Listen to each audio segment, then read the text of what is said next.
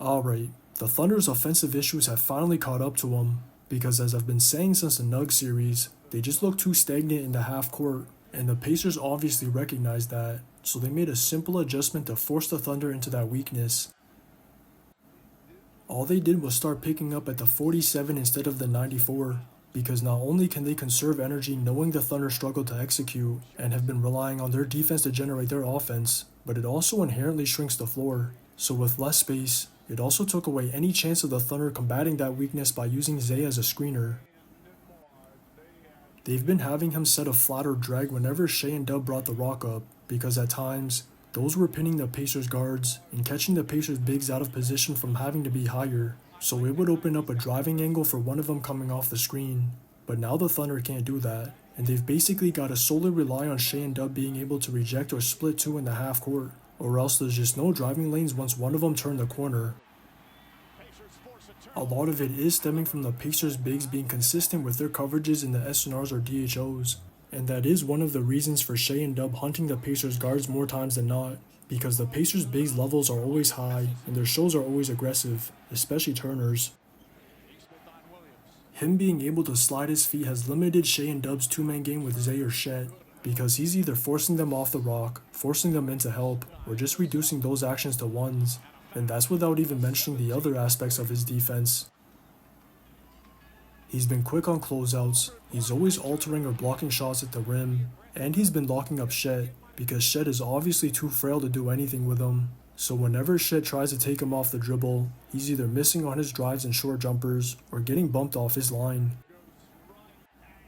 At this point, I don't even know what he provides on offense, because it's been a consistent theme this entire series, and another consistent theme has been the others not being able to make their open looks from deep on the road. Whenever Shea did make the right pass, there was nothing to show for it, and I think that played a factor into him forcing it a lot more than usual, because he probably lost some trust in them, so he decided to take matters into his own hands. But that obviously didn't work, because whenever he drove left, he was running into a lot of traffic and kept forcing a bad shot or turning the rock over non-stop, so that ended up being way worse than the others just missing.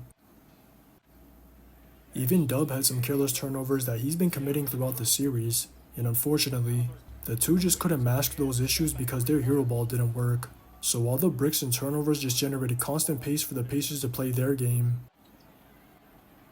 That's how they were able to establish a rhythm early and even maintain it throughout, because every time they got a stop, they were either running out or flowing right into their actions, and by constantly getting a quick bucket or whistle, it was really benefiting them on both ends of the floor.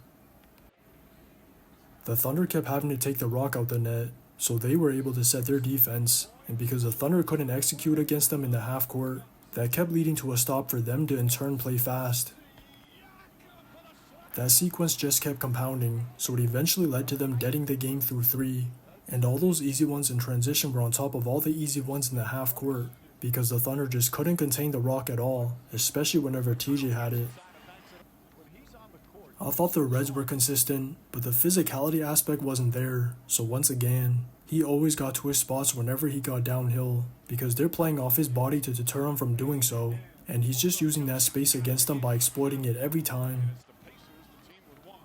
He was just constantly touching paint for a finish, short jumper, or spray, and he was responsible for the Pacers breaking the game open early in the second, then them maintaining that control in the third. But he was just one of the problems for the Thunder defensively, because it was also showing on the glass, and the way the Pacers kept securing O-boards or getting to the 50-50s, so they continued to win the second chance points category. A lot of them were stemming from Siakam crashing or tipping the rock out, and just as a team, their shot making continued to look better than the Thunder's, because they're all decisive on the catch to either shoot, drive, or pass, so if they don't take the initial good look, then they're recycling it for an even better one. The way they move the rock allows them to consistently generate quality shots, because it's never sticking for too long, so they're always putting opponents in a scramble, and if they didn't miss a good amount of their open looks, this blowout could have easily been more than just a 30-point game before garbage time. They just play with an unwavering level of confidence from top to bottom, and it's only amplified at their crib, so even though home court has been an advantage this series, that confidence alone gives them a chance at still winning the chip on the road, because Game 7s can go either way. Just watch the tape. Shepard just gets it off. It's good! It's good at the buzzer!